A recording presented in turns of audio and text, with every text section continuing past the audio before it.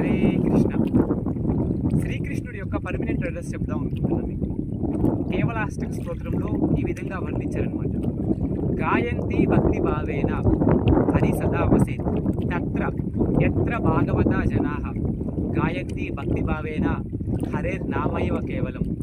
ఎక్కడైతే కేవలం హరినామం మాత్రమే భక్తులు నిరంతరము అనన్య చేత సతతం లాగా అనన్య భక్తితో అనన్యమైన భావనతో ఆ హరి యొక్క నామాలను కీర్తిస్తూ జపిస్తూ ఆ స్వామివారి యొక్క లీలలను శ్రవణం చేస్తూ పఠనం నలుగురు భక్తులకు కృష్ణ కథను ప్రచారం చేస్తూ ఉంటారో అక్కడ సాక్షాత్తుగా భగవంతుడు తిష్ట వేసుకొని కూర్చుంటాడు.